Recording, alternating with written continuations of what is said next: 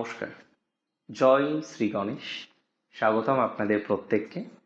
আমাদের প্রত্যেকের জীবনে শুভ বুদ্ধির উদয় হোক, এটা আমাদের একটা কামনা, একটা বাসনা। মীন রাশির মধ্যে শুভ বুদ্ধি যথেষ্ট আছে। পজিটিভ বলতে আমরা যেটা বুঝি সেটা মীন রাশির মধ্যে প্রবল পজিটিভিটির সংযোগ আমরা লক্ষ্য করতে পারি। দীর্ঘদিন পর গুরু আদিত্য যোগ তৈরি হচ্ছে খুব স্ট্রংভাবে। এর আগেও হয়, প্রতি বছরই আমরা কম বেশি একবার তো অবশ্যই দেখি গুরু আদিত্য যোগের, কারণ রবির সাথে বৃহস্পতি, রবি যেহেতু প্রত্যেকটা বছর একটা রোটেশন কমপ্লিট করে, সো বৃহস্পতির সাথে তার 1 মাস অবস্থান সাধারণত থাকে। এখন প্রশ্ন হলো, এখানে গুরু আদিত্য যোগ তৈরি হওয়া এবং এটি এটি অনেক বেশি বিশেষ, কারণ গুরু বৃহস্পতি তিনি দীর্ঘদিন পর এক্সালটেশনে আছেন। আমরা সাধারণত কি জানি যে রবির সাথে একটা প্ল্যানেট অবস্থান করছে, সো সেই প্ল্যানেটের পাওয়ারটা কিন্তু অনেকটা কমে যাবে, এটা ইউজুয়ালি আমরা জানি, এটা ইউজুয়ালি আমরা বুঝি। বাট এই ট্রানজিটে সেটি হওয়ার নেই, পূর্ণাঙ্গভাবে নেই।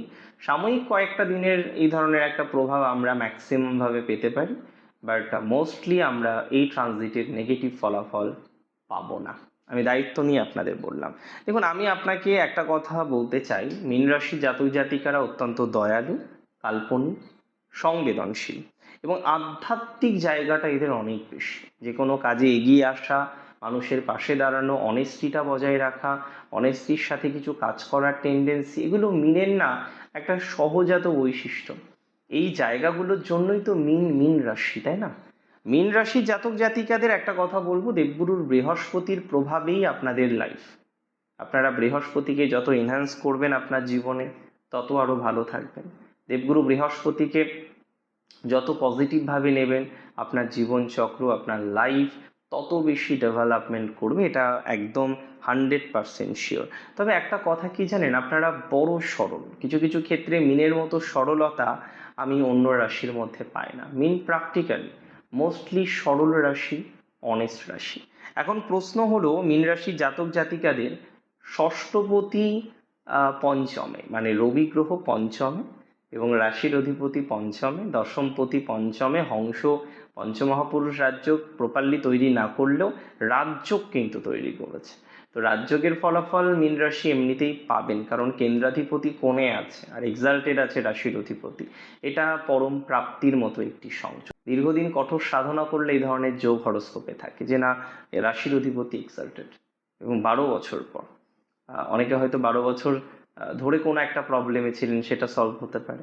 আবার এমনও হতে পারে যে কয়েক বছরের একটা স্ট্রাগল, কয়েক বছরের একটা নেগেটিভ সিচুয়েশন থেকে আপনি নিজেকে ধীরে ধীরে ধীরে ধীরে বের করে নিয়ে আসতে পারছেন।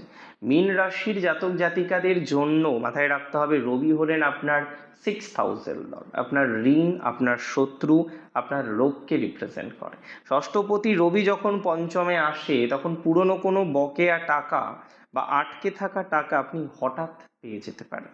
এছাড়াও শেয়ার মার্কেট, ফাটকা, বিভিন্ন রকম বিষয়ে হয়তো সবাই এঙ্গেজ নয় আপনারা, কিন্তু যারা এঙ্গেজড আছেন তারা এই সমস্ত জায়গা থেকে আকস্মিক একটা বড় ধন প্রাপ্তির একটি চমৎকার যোগ তৈরি করতে পারবেন।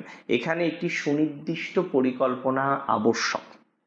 দেখুন, আপনার বুদ্ধির বিকাশ ঘটবে। দেবগুরু বৃহস্পতি আপনার লগ্নপতি পঞ্চমে এবং দশম ভাবের অধিপতি হচ্ছে বৃহস্পতি। যারা মানসিকভাবে খুব পাজেলড, ডিসিশন নিতে গিয়ে খুব চিন্তা হচ্ছে, এই ডিসিশন মেকিং এর থেকে একটা ভালো জায়গা তৈরি হওয়ার মতো সংযোগ দেখতে পাচ্ছি। পঞ্চম ঘরে এসে সক্ষেত্রে বা উচ্চস্থ হচ্ছে বৃহস্পতি। আপনার বুদ্ধি এবং ক্রিয়েটিভিটি এই সময় তুঙ্গে থাকে। কর্মক্ষেত্রে আপনি এমন কিছু বড় ইনোভেশন বা সঠিক সিদ্ধান্ত নেবেন যা আপনার ক্যারিয়ারের মোড় ঘুরিয়ে দেবে। আমি বলে দিচ্ছি, আপনারা অনেকেই তো স্বনিয়ন্ত্রিত পেশা বা বৃত্তির সাথে সংযুক্ত। তাহলে যারা আজকে স্বনিয়ন্ত্রিত পেশার সাথে যুক্ত, স্বনিয়ন্ত্রিত বৃত্তির সাথে যুক্ত, ভালো ফল পাবেন, পদস্থ হতে পারবেন। আপনাদের অনেকের উচ্চ পদ প্রাপ্তির সম্ভাবনাটা অনেক বেশি। যেহেতু পঞ্চম ভাব হচ্ছে প্রেমের ঘর, সেখানে বৃহস্পতি নতুন প্রেম বা রিলেশনশিপ বা আপনার এক্সিস্টিং কোনো সম্পর্ক, যে সম্পর্ক আপনার আজকে ভালো জায়গায় নেই, বারবার আপনি দেখছেন সম্পর্কের স্ট্রাগল হচ্ছে, বারবার আপনি দেখছেন সম্পর্ক থেকে নেগেটিভিটি পাচ্ছেন, বারবার আপনি দেখছেন সম্পর্কের স্টেবিলিটিটা থাকছে না, বারবার আপনি দেখছেন সম্পর্কের পজিটিভিটিটা নেই, আপনি কনফিউজড যে কি করা যায়। সম্পর্কের জায়গাটা এতটাই নেগেটিভ হচ্ছে দিনকে দিন, আপনি কনফিউজড থাকছেন যে না আদতেও কি সম্পর্কটা টিকবে, যে এক্সিস্টিং রিলেশনশিপটা আপনার আছে সেটা নিয়ে আপনি কার্যত প্রচুর চিন্তিত, কার্যত আপনি প্রচুর ভাবিত। সো আমি একটা কথাই বলবো, যারা সন্তান নিয়ে ভাবিত, যারা সন্তান নিয়ে এত বেশি দূর ভাবিত তারা পজিটিভ ফলাফলকে পেতে বাধ্য। সন্তানের জায়গাটা পজিটিভ হবে। ইভেন আমি অনেক মীন রাশির দেখেছি, তারা মেডিকেল ট্রিটমেন্ট করছেন, বিভিন্ন রকম ট্রিটমেন্টের মধ্যে দিয়ে যাচ্ছেন, আইইউআই হতে পারে, বিভিন্ন রকম আদার্স প্রসেসও আছে বর্তমান যুগে। আপনি বিভিন্ন এই ট্রিটমেন্টগুলির মধ্যে দিয়ে যাচ্ছেন, কিন্তু একটা ভালো ফলাফল যেটার এক্সপেকটেশন আপনি করছেন, একটা ভালো ফলাফলের ধারণা আপনার আছে, কিন্তু সেই ভালো ফলাফলটা আপনি পাচ্ছেন না। আমার বক্তব্য খুব সহজ সরল, যারা এত কষ্ট করার পর একটা ভালো ফলাফল পাচ্ছেন না, বারবার বারবার একটা ইস্যুজ আসছে, তারা ভালো ফলাফল পাবেন।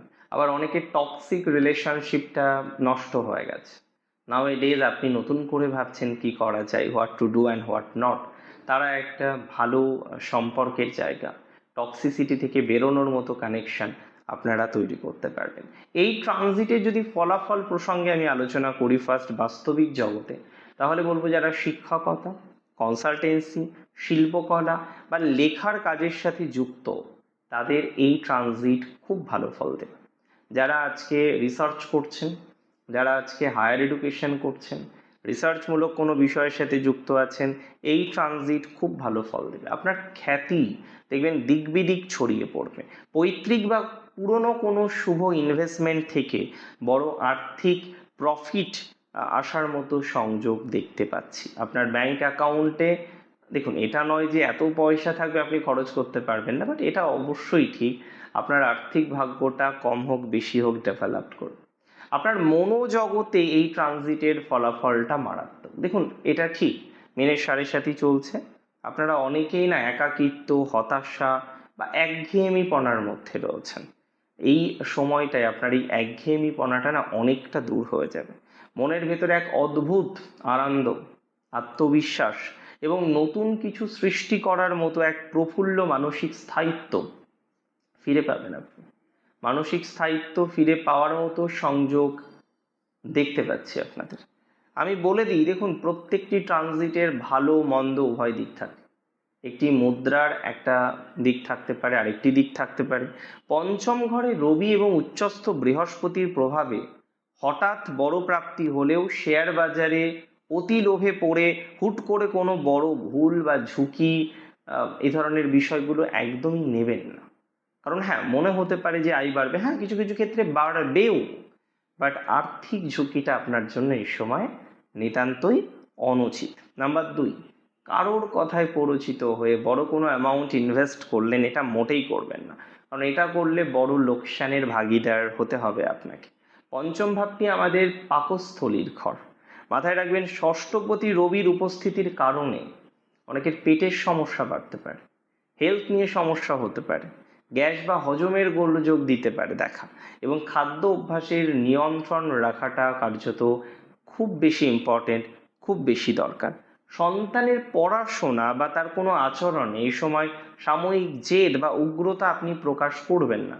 যেটা সন্তান একটা ভুল করেছে বলে একদম মারধর দিতে হবে, প্রচণ্ড রেগে গেলেন, এটা করবেন না। ঠান্ডা মাথায় কথা বলবেন। দেখুন, প্রত্যেকটি ট্রানজিটের ভালো মন্দ উভয় ফলাফল থাকতে পারে। সব ট্রানজিটেই যে ভালো ভালো ফলাফল আসে একদমই তা নয়। উপরন্তু কিছু ট্রানজিটে কিছু নেগেটিভ ফলাফলও আসে, যদিও এই ট্রানজিটে আপনার ভালো ফল প্রাপ্তির সম্ভাবনাটাই তুলনামূলকভাবে বেশি। দেখুন, 3টি নক্ষত্র, পূর্ব ভাদ্রপদ নক্ষত্র, উত্তর ভাদ্রপদ নক্ষত্র এবং রেবতী নক্ষত্র মীন রাশির মধ্যে বিলং করেন। উত্তর ভাদ্রপদ নক্ষত্র শনির নক্ষত্র। শনির এই নক্ষত্রে বন্ধুদের আমি একটা কথাই বলবো, আপনাদের কর্মজীবনের ক্ষেত্রে দীর্ঘদিনের কোনো ক্লান্তি, দীর্ঘদিনের কোনো অসুবিধা, দীর্ঘদিনের কোনো ডোমিনেশন, দীর্ঘদিনের কোনো নেগেটিভিটি থেকে আপনারা বেরোতে পারবেন। আটকে থাকা টাকা উদ্ধার হওয়া এবং স্থাবর সম্পত্তি রিলেটেড বিষয়ে বড় কোনো শুভ খবর আপনারা পেতে চলেছেন। উত্তর ভাদ্র নক্ষত্রের ক্ষেত্রে এই সংযোগটি অত্যন্ত ইম্পর্ট্যান্ট। নক্ষত্র রেবতীর ক্ষেত্রে একটা কথা প্রথমেই বলে দিই ক্লিয়ার করে, আপনাদের ব্যবসায়িক বুদ্ধি দারুণভাবে কাজ করবে। শেয়ার বাজার বা ক্রিয়েটিভ কোনো প্রজেক্টের মাধ্যমে আপনার ব্যাংক ব্যালেন্স বৃদ্ধির চমৎকার সুযোগ তৈরি হবে। তবে বাণীর উপর নিয়ন্ত্রণ রাখতে হবে আপনার, বাণীর উগ্রতার উপরে নিয়ন্ত্রণ রাখতে হবে আপনার, এটা খুব বেশি দরকার। আমি বলে দিই, দেখুন নক্ষত্র পূর্ব ভাদ্রপদর কথা, যেহেতু আপনার নক্ষত্রের অধিপতি বৃহস্পতি, তিনি নিজেই তো এক্সাল্টেড থাকবেন, শক্তিশালী থাকবেন পঞ্চম ঘরে। এটি আপনার জন্য like golden phase, golden period. এই সময়ে দেখবেন আপনার জ্ঞান, আপনার প্রজ্ঞা, আপনার সঠিক সিদ্ধান্ত নেওয়ার ক্ষমতা, আপনার আর্থিক লাভ চূড়ান্ত শিখরে পৌঁছবে। দেখুন এই সময়টাকে আরো পজিটিভ করা যেতে পারে। কিভাবে করবেন? দেখুন অবশ্যই সৎ পথে থাকবেন, সততার সাথে থাকবেন, যেটা আপনারা ইউজুয়ালি থাকেন।